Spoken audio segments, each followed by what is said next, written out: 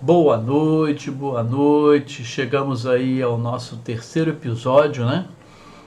Dos Códigos Vencendo a Ansiedade. E eu já quero convidar você, se não assistiu os outros anteriores, assistiu o primeiro e o segundo. Mas antes disso, eu quero convidar você a, se não é inscrito no canal, a se inscrever e também deixar o seu comentário no final. E se você gostar, deixa aí o seu like, tá bom? Isso faz com que o canal cresça. Eu tenho aí uma meta de crescimento nesse canal até o final do ano, para a gente conseguir alcançar alguns benefícios aí que vão fazer com que a gente possa levar esse conteúdo de vida importante a mais pessoas. Conto com você, tá joia? E hoje eu quero falar um pouquinho com vocês sobre a diferença entre pânico e ansiedade. É um negócio que sempre o pessoal pergunta, traz alguns questionamentos sobre o pânico, sobre a ansiedade, sobre se tem diferença, se não tem diferença.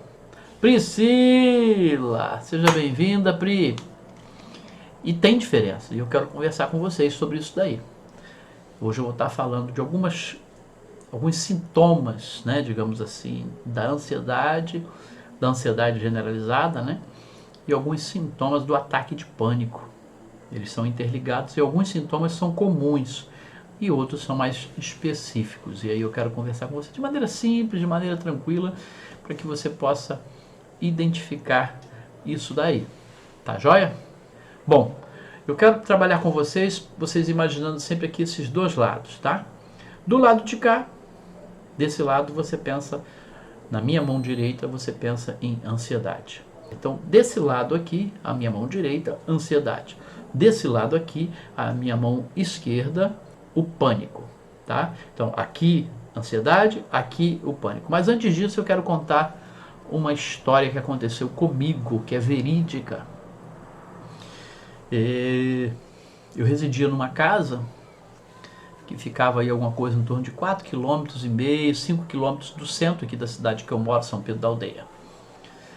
E há anos atrás, quando eu vivia num estado ansioso muito intenso, eu tinha realmente um tag assim muito forte, e de vez em quando eu tinha um ataque de pânico também. Então eu vou te mostrar a diferença disso daí. Eu lembro que um dia eu estava entrando no carro no centro de São Pedro da Aldeia e eu ia para casa. Eu ia para casa sim, e de repente o meu telefone toca. E era minha filha, chorando muito, chorando de uma maneira tal que ela não conseguia falar. Olha só. E aí ela falava, pai, pai, pai. E eu, fala filha, fala. E ela não falava, só chorava. E nisso ela desliga o telefone. Caramba. A mente do ansioso já gera uma série de pensamentos acelerados e sempre para coisas negativas. Nessa hora, minha mente turbilhão de coisas. O que pode ter acontecido? Alguém pegou minha filha, aquela coisa toda. E aí eu peguei o carro e desses 4,5 km, 5 km até chegar na minha casa, viraram uma eternidade. Eu vim. E enquanto eu estava dirigindo, eu tentava ligar para minha esposa. Porque a minha esposa até então estaria em casa. E chamava e ela não atendia. Quer dizer, para cada vez que o telefone tocava, chamava e ela não atendia, e aí eu tentava retornar para minha filha também e não atendia, a mente ia. E nessa hora, gente, o que acontece comigo? Nessa hora eu começo a suar frio, as mãos começam a suar frio. Nessa hora parece que faltava oxigênio. Sabe aquela coisa de estar faltando mesmo, que vai faltando o ar, parece que vai faltar o ar. Nessa hora existia aquele aperto no peito, aquele aperto, e minhas mãos começam até a tremer. E nunca que chegava, cara. Eu faço a manobra num contorno que tem aqui na entrada da cidade, perto do McDonald's. Faço aquela manobra ali, vou para casa e parece que a casa nunca que chega, e aí eu tento ligar de novo, e aquele mal-estar no meu estômago, aquela coisa horrível. Até que eu chego em casa, caramba, buraco, passando por tudo de qualquer maneira. Quando eu chego em casa, que eu entro, minha filha estava sentada assim na calçada, a mangueira de água ligada, alguma coisa assim, E aí quando eu chego perto dela, eu digo, filho, o que que foi? O que que foi? O que que foi? Aí ela disse, pai, eu estava aqui molhando as plantas, brincando, e tirei meu óculos para tomar banho. Ela era pequena, para tomar banho aqui na mangueira, e a cadela que a gente tinha veio e pegou o óculos e ruiu. Todo aquele desespero dela era porque o óculos era até certo ponto novo e tinha ruído, aquela coisa toda. Caramba, que doideira. Que doideira que foi. O que aconteceu comigo? O que aconteceu comigo, na verdade, foi um ataque de pânico. E aí eu quero que você, então, comigo nessa caminhada vai diferenciar. Então, lembrando que aqui a ansiedade, assim, a minha esposa tinha saído para dar uma caminhada nesse período e tinha deixado o telefone em casa. E a minha filha, o telefone estava com pouca bateria quando ela conseguiu falar comigo depois. Agora tu imagina que tudo isso coincide e aí o ansioso quase explode. Aqui ansiedade, aqui estado de pânico. A primeira coisa que eu quero que você diferencie entre a ansiedade e o pânico é a ação dele. O pânico, ele tem uma ação súbita e é extremo. Então ela acontece, o pânico acontece de maneira súbita e tem uma firmeza extrema, uma coisa que explode mesmo de maneira extrema. Foi o que aconteceu comigo. Eu estava dirigindo de maneira inconsequente, querendo chegar em casa o mais rápido possível. Então ele é pânico, é súbito, de repente explode e é extremo. Ansiedade. Ansiedade já é uma coisa contínua e é progressiva. Então essa é uma diferença da ação dele. O pânico, você tem um ataque de pânico, de repente, é súbito. E a ansiedade, ela é progressiva e contínua. Aí, eu quero conversar com vocês sintomas que são comuns, tanto do pânico como na ansiedade. Pensando no seu coração, né? Vou botar aqui os dois lados aqui. Carminha, seja bem-vinda. Aqui, ansiedade, aqui é pânico. Pensando no seu coração, tanto o pânico como a ansiedade geram palpitação. O coração ele palpita mais. Né? Há uma elevação da palpitação do coração. Ele acelera. Por que ele acelera? Porque há uma produção de cortisol. Então ele acelera isso no coração. Pensando nos pulmões, aumenta também, tanto no pânico como na ansiedade, a frequência respiratória. Né? Então, e por causa disso, existe um sentimento de sufocamento. Parece que você vai morrer com falta de ar, tanto no pânico como no estado ansioso crítico. Então, o coração ele palpita, há uma taquicardia. Eu já expliquei, se você quiser saber mais sobre isso, o porquê de tudo isso, se você não assistiu ainda o vídeo 1, dá uma assistida lá no código Zoom, que eu falo sobre os bem detalhadamente dos sintomas físicos e por que eles são gerados assim, quando a amígdala é acionada, certo? Então você tem aqui ansiedade, aqui pânico, e o que você tem de sintomas comuns no coração? Uma palpitação, uma aceleração no batimento cardíaco, certo? Selma, seja bem-vinda, Caroline, seja bem-vinda. E no pulmão você tem também uma aceleração na frequência respiratória, ela fica mais curtinha, porque parece que vai faltar ar. E, na verdade, parece que a gente vai ficar sufocado. Bom, isso aqui são sintomas comuns, tanto do ataque de pânico como da ansiedade. Que eu já expliquei, e estou repetindo aqui agora, que o pânico é súbito e extremo. A ansiedade é contínua e progressiva, certo? Agora vamos pensar aí em alguns sintomas do ataque de pânico, aqui do meu lado esquerdo. Você sente um aperto no peito. Isso é do pânico. Quando a pessoa tem um ataque de pânico, ela sente aquele aperto no peito. E normalmente, o que acontece? Os pensamentos de que algo muito grave vai acontecer. Quem tem um ataque de pânico, foi o que aconteceu. Liguei, a minha filha falou rapidinho, e o que eu pensei? Eu pensei que ela tinha sido raptada, eu pensei que tinha entrado ladrão lá em casa, eu pensei que ela tivesse caído, se machucado de maneira muito séria, eu pensei 1 milhão de coisas. O pânico faz com que a gente tenha pensamentos sempre muito graves, sempre muito exagerados, sempre das piores catástrofes da vida. Outra característica do pânico é que há tremor muscular. Há uma tensão, há uma contração muscular, né? E aí há um tremor. As mãos tremem, os pés tremem, muitas vezes as pernas tremem também. Tereza, seja bem-vinda. Regina, seja bem-vinda. Há um tremor muscular, o que eu sentia dirigindo, segurando o volante do carro. Agora tem uma coisa que acontece no pânico também, que é interessante, a gente chama de desrealização e despersonalização. O que acontece isso? A realidade que a gente está vivendo, ela se perde. Com aqueles pensamentos que eu falei que são pensamentos sempre de catástrofes, a gente sai da realidade. Quem está no ataque de pânico sai de uma realidade e essa pessoa nem se reconhece. Essa é uma verdade. Ela também nem se reconhece, ela não reconhece a realidade. Lembra que eu contei da história? Que eu fiquei pensando, cara, só pensei coisa ruim. Raptaram minha filha, os assaltantes entraram lá em casa, prenderam minha esposa porque eu ligava para ela, não conseguia falar também. Então você tem uma desrealização. Você sai daquela realidade, você surta. E também você nem se reconhece, você não sabe o que você faz. Você faz coisas que você não faria normalmente. Então você se despersonaliza.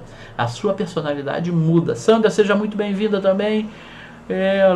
Lá BDT também.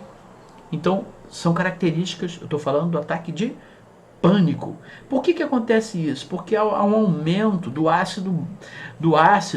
Com esse aumento do ácido de base no sangue, você também começa a ter questões no seu estômago. Para alguns, dor de barriga. Para outros, um travamento tal que dá prisão de ventre depois, tem como consequência do ataque de pânico. E aquela dor que dá, às vezes, no estômago.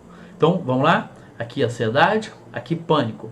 Coisas comuns: aumento da palpitação cardíaca, respiração, frequência da respiração e sensação de que vai ser sufocado. Características do pânico só. É súbito e extremo. Você sente um aperto no peito, você tem pensamentos de catástrofe, sempre do pior. Tremor muscular, uma desrealização e também uma despersonalização. Você não se reconhece, muda tudo, e a dor na barriga que pode gerar para uns diarreia, para outros prisão de ventre. E a ansiedade, que é contínua e progressiva, ela gera uma tensão muscular.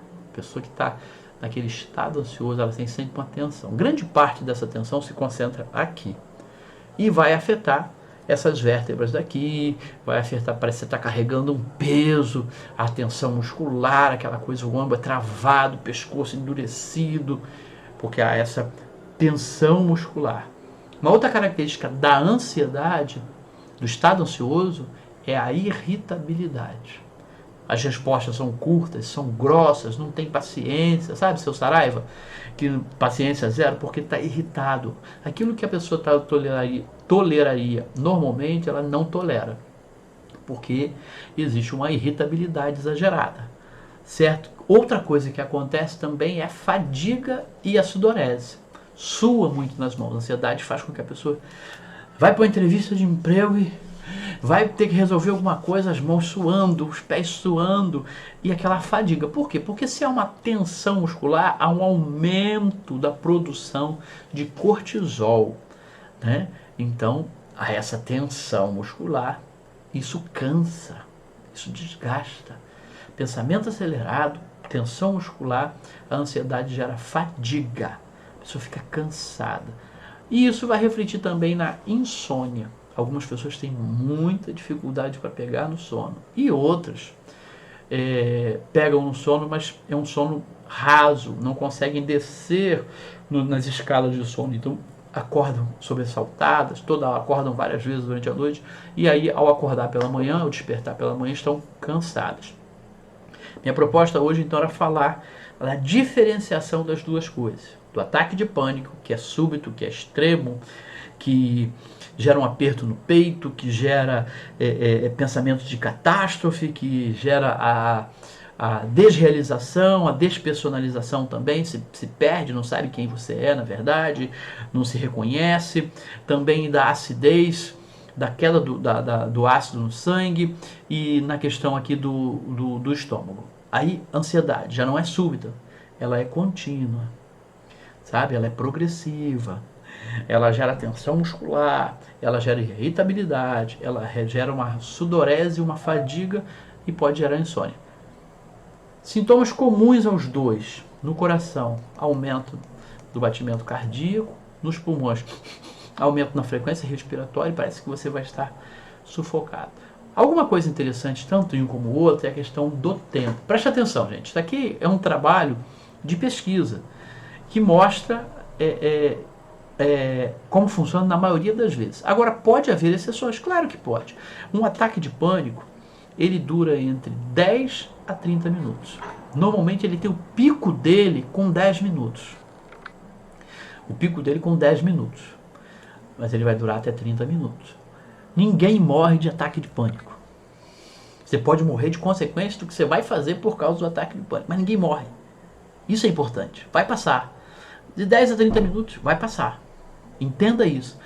No vídeo 2, eu falo sobre isso. Sobre as características no 2 e no 1. Do que você deve fazer para você entender que não vai morrer por isso. Vou morrer por falta de ar? Não vai morrer por falta de ar. Vou morrer porque vai dar vou ter um ataque cardíaco? Não vai ter um ataque cardíaco. Fica tranquilo. Por causa disso, não. Entende? Isso pode gerar alguma outra coisa, mas por causa disso, não. Então vai passar. Pânico entre de 10 a 30 minutos. Estado ansioso, minutos, horas, dias, semanas, meses. Precisa ser trabalhado para que mude. Então, o meu estado ansioso, ele vai ser contínuo, como eu falei, e progressivo. Então ele começa aqui, e aí daqui a pouco ele está aqui, daqui a pouco ele está aqui, ele vai crescendo. Entende? Normalmente, às vezes, a pessoa vai para a terapia comigo e eu peço para ela mensurar. Isso é importante. Antes de eu começar a aplicar qualquer técnica para ela, eu peço para ela mensurar. Porque é interessante que o nosso cérebro consiga mensurar. E aí eu pergunto, num estado de ansiedade aqui, de 0 a 10, quanto você daria para você? E aí, alguns mensuram 10, outros mensuram 9, outros mensuram... Não, até que é 7. Às vezes a chegada no setting terapêutico já gera uma tensão à pessoa, principalmente se for a primeira vez. Aí ela já aumenta o estado ansioso dela, porque ela está naquela expectativa, ela quer a solução. Mas se não é a primeira vez e tal, isso pode diminuir um pouco, mas eu sempre pergunto antes de aplicar qualquer técnica. Por quê? Vou te explicar. Então eu pergunto para a pessoa assim, não, eu estou com 9. Eu digo, beleza. Aí eu começo a trabalhar uma técnica. Seja uma técnica de relaxamento, seja uma técnica de quebra de processo, seja uma técnica de relaxamento muscular, seja uma técnica de hipnose clínica com relaxamento para trabalhar e descaracterizar a questão e ir mudando. Aí quando a gente termina isso, aí eu peço para ela, e aquela ansiedade? Procura ela aí e me diz em quanto que está. E aí ela procura, aquela que estava em 7, às vezes 2, ou ela diz, sumiu. Vai depender muito. Por que eu faço isso? Para que ela tenha consciência de que é possível, através de técnicas, trabalhar aquele estado ansioso. Na questão do pânico, no outro dia eu vou falar como você tratar de uma pessoa que está no estado de pânico. Como você ajudar ela a sair do estado de pânico. Mas o que eu quero mostrar quando eu faço a pessoa chega no setting terapêutico, e eu faço ela mensurar, porque é importante você mensurar para saber onde você está. E saber para onde você está indo, ou de onde você conseguiu sair. Depois da técnica. Aí a pessoa diz, rapaz, como é que pode? Aí a credibilidade vem de, tá vendo como é possível? E aí eu mostro para ela, o que nós fizemos? Não teve mágica aqui, você não tomou remédio. Nós só fizemos isso, isso e isso. Porque as técnicas são simples, gente. As técnicas são simples. Aí ela, então eu quero que você saia daqui hoje acreditando em você e sabendo que é muito possível diminuir e diminuir bem esse estado ansioso. E aí a pessoa já diz assim, às vezes a pessoa chega no site e diz assim, não, porque eu sou ansioso. Aí eu começo a desconstruir. Eu mostro para ela que o processo mental precisa ser quebrado. E eu aconselho sempre a começar a quebrar esse processo mental pela PNL na linguagem. Então você não é ansioso, porque quando você diz eu sou ansioso, você traz isso para a sua essência. Você está passando por um estado ansioso. Isso é uma fase. Porque toda vez que você repete, não porque eu sou muito ansioso, não porque eu sou ansioso, você está dizendo, está levando uma mensagem para a tua mente de que essa é você. Que você é desse jeito. Então se você é desse jeito, não tem o que mudar. É a sua essência. Mas você não nasceu ansioso. Então eu começo a trabalhar essa reprogramação neurolinguística, deve dizer, não, eu não sou ansioso. Eu estou passando por um estado ansioso. Eu estou num estado ansioso hoje meio exagerado. Eu estou... Estar não é ser. Então começa a abrir a possibilidade mental de mudança. Aí depois da técnica eu mostro para ela. Ó. Viu como é possível? Uma coisa simples. E aí eu quero falar com vocês hoje, antes de eu abrir para as perguntas, sobre algumas técnicas simples, gente. Para tratar, como ferramentas, melhor dizendo, contra a TAG. O que é TAG? É transtorno de ansiedade generalizada. Existe hoje tanto material legal, só que a gente precisa querer ler, querer viver. Por exemplo, a faculdade de Harvard, ela sempre estabelece, ela tem um periódico que é feito e que trazem coisas, bem legal isso, e que é um periódico delas de resultados de pesquisas científicas em coisas simples, mas em coisas que funcionam. Teve um último que saiu de uma doutora Cornélia Kremens, e ela trabalhava algumas técnicas simples. E uma delas eu uso muito, que é o que eu chamo de break times.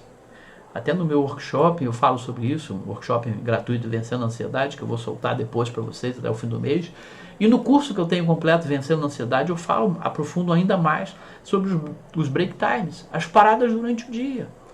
A necessidade que você tem de parar. Estou trabalhando aqui no celular, estou trabalhando no computador, eu preciso dar breaks. Isso é, no início, isso é desafiador. Mas depois você põe o celular para despertar e você entende. Você começa aqui a trabalhar, sua rotina começa o quê? Às 8, 10 horas tu dá um break. 3 minutos, 2 minutos, sai daquele ambiente, vai para a janela, vai para um lugar onde você possa ver o céu. Se você tem condições onde você trabalha, você está em home office, então vai lá na sacada da sua casa, respira, vê outras coisas, vê a rua, olha o sol, olha o céu, olha as flores, respira, toma consciência da respiração. Esse break times ele é poderosíssimo, que é como se você apertasse um botão aqui, ó, e botasse o teu cérebro. Sabe aquela coisa dos computadores mais antigos que a memória ia ficando pesada, a gente tinha que reiniciar? Então é isso, você buta, você reinicia. Quando você volta, você tem um fator criativo mais elevado, é os break times. Fator criativo mais elevado, foco mais elevado, atenção mais elevada e condição para desenvolver mais. Então se você pega e dá um break times ou 2 pela manhã, mais 2 break times à tarde, dependendo da tua carga horária, mais uma noitinha, é uma maravilha. É uma técnica simples, gente. 2 minutos, 3 minutos, vai beber água, vai fazer pipi e aproveita esse momento. Se desconecta, tem que se desconectar daquele ambiente. Segunda coisa que ajuda muito no tratamento baixar o estado ansioso são as listas de tarefas. Toda vez que o cérebro não sabe para onde ir, ele fica agitado. Ele não tem direção. Ele fica ansioso. E normalmente, quando ele não tem direção, ele vai procurar a trilha neural mais antiga, mais profunda. Ele vai procurar o caminho que ele já conhece. Sabe aquilo que você, como se você estivesse numa cidade e você já tivesse passado ali e aí você se perdeu, você diz, opa, vou fazer o caminho que eu conheço. É assim que o cérebro faz. Então, quando você faz lista de tarefas, você dá direção para eles. Se você pode estabelecer lista de tarefas no dia anterior, para o próximo dia, amanhã eu vou fazer isso, isso e isso. O cérebro, de quanto em quanto tempo break times? 2 horas. 2 horas de trabalho. Trabalhou 2 horas, dá um break times. Se você sentir necessidade de diminuir o tempo, Tereza, aí você diminui, mas Com 2 horas já é legal, desde que você desfoque mesmo e passe 3 minutinhos lá. Então, segunda coisa é a lista de tarefas. Coloque na tua agendinha. Pode ser no celular, mas eu ainda aconselho sempre a você, nesse início, escrever, porque o processo neurológico da sua escrita, de você ver a sua letra, de você construir isso, ele é fantástico. Então, faça a lista de tarefas. Amanhã pela manhã eu vou fazer isso, isso, isso. À tarde, isso, isso e isso. Então, lista de tarefas. Por quê? Porque quando você deita, você está com a mente organizada. E quando você acorda no dia seguinte, você tem direção. Quando você dá direção, o teu cérebro não fica ansioso, porque ele sabe para onde vai seguir. Se você julgar necessário, inclusive, deixa um bloquinho ao lado da cama. Porque se você acordar dizendo, mas amanhã eu tenho que fazer isso, isso. Aí quando você pega o bloquinho e anota, botar na lista de tarefas, você anota isso e isso. É fantástico, porque a partir do momento que você anota e diz que vai fazer à tarde, de amanhã, ele relaxa. Já está guardado. Há um registro. Há uma programação. Há uma agenda neurológica. Isso é legal demais. Então, segunda coisa é a lista de tarefas. Uma outra terceira coisa que faz parte aí, que você encontra nesse periódico lá da faculdade de Harvard, de coisas simples que... Exatamente, um dia antes. O ideal é que seja na noite anterior para o dia seguinte. Você já planejou o dia. Entendeu, Priscila? No caso aí você estava falando das pessoas de sucesso. E eu quero ir um pouco além. Eu quero dizer das pessoas de êxito.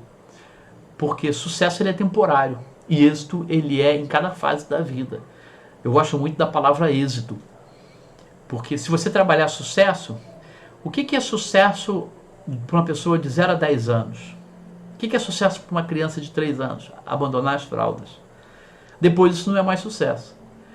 Se você olhar para o cara de 87 anos, 90 anos, não usar fraldas volta a ser sucesso para a vida dele. O que é sucesso para um jovem de 18 anos?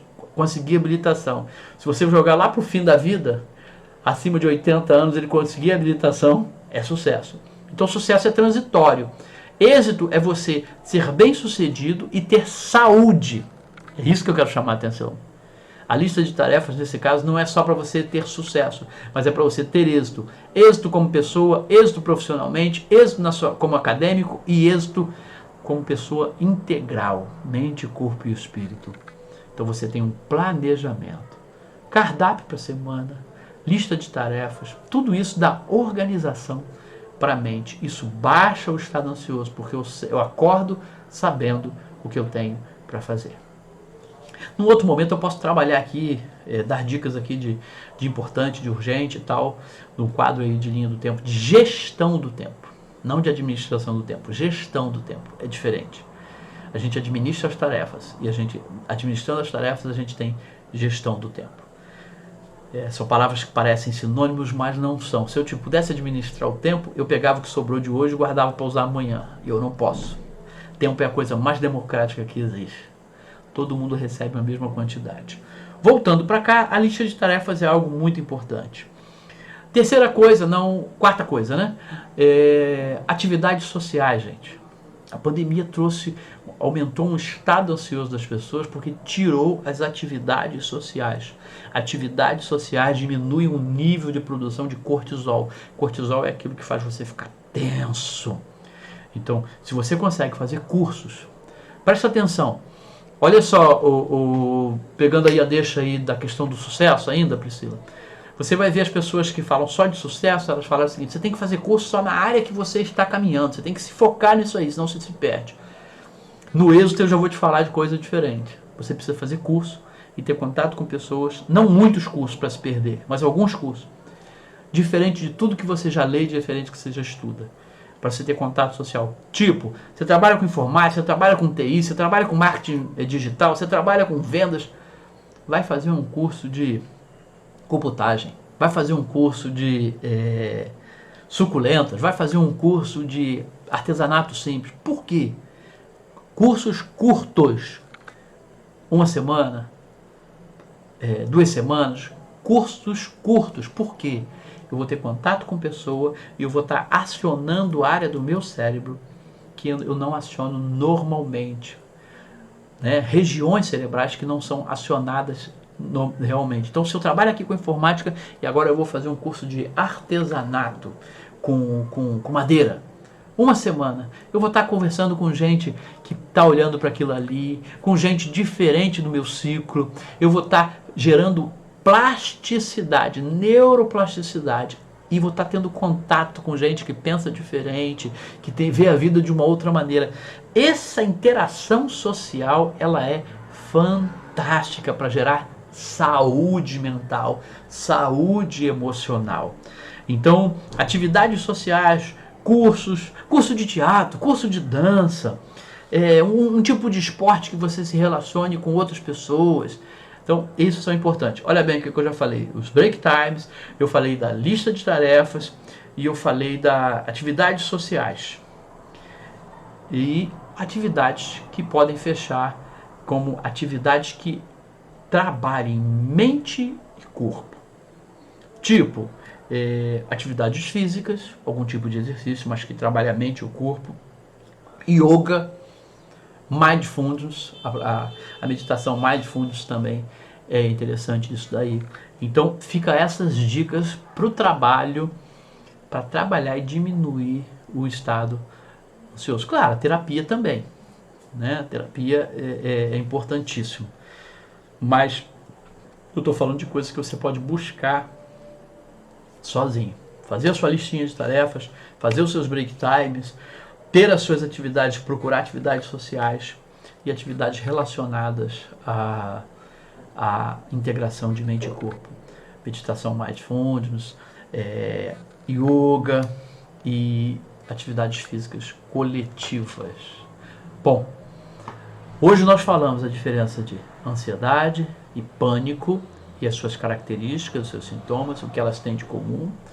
Falamos sobre o tempo que pode durar um estado ansioso, falamos sobre o tempo do ataque de pânico, que ninguém morre disso. Falamos também de que as características de cada um deles e falamos de algumas dicas simples que são comprovadamente, cientificamente, para baixar o estado ansioso. Agora eu quero abrir para vocês, dentro de ansiedade, pânico. Bom, para vir para as perguntas, eu já vou respondendo essa aqui da Pri. Bom, Pri, o que acontece? Você acordou de madrugada e você não está conseguindo mais dormir. Provavelmente a sua mente está agitada, ela está presa a alguma coisa. E claro que eu não quero entrar aqui no tipo de alimentação que você teve, que pode estar gerando isso. A gente está falando de uma sequência de coisas que acontecem. Primeira coisa que você precisa desenvolver é o chamado ritual do sono. No curso completo que eu dou sobre Vencendo a Ansiedade, eu falo sobre o ritual do sono, a importância de você desenvolver um ritual do sono para dormir bem. O que é o ritual do sono? Sabe o quebra-mola quando você está dirigindo? Ninguém que vê o quebra-mola lá pega e pisa no freio em cima do quebra-mola, abruptamente. Mas para dormir a gente faz desse jeito. A gente fica lá vendo televisão, vendo série, agitado, aí de repente agora eu vou dormir, aí deita e quer dormir. Não, a gente precisa criar um ritual do sono, que é o ir desacelerando para a questão da preparação. Ou seja, eu vou dizendo para o meu cérebro, está chegando a hora de dormir. Mas vou responder a sua pergunta de maneira... E faz parte do ritual do sono, inclusive, o chazinho que você toma, o abacate, que ajuda muito a dormir, um abacatezinho com um veiozinho de azeite, com chia de repente por cima. Agora você acordou de noite, de madrugada e não consegue dormir. Dê um comando para a tua mente. Dê um comando. O que é esse comando? Coisas vão vir na sua mente. Normalmente coisas que você tem que fazer. Não levante. Porque a maior tolice é essa. A pessoa diz assim, bom, não estou conseguindo dormir, eu vou levantar e vou para a televisão. Tu vai para a televisão... abacate. Não muito, 3 colheres de abacate, não com açúcar, não com mel. Abacate, um fiozinho de azeite, bota uma chia, bota um pouquinho de aveia e come. Ele facilita o teu processo de sono. Seja bem-vindo, David. Ufa, chegou, que maravilha. E aí, o chazinho que você vai tomar, mas você acordou à noite e a mente está agitada.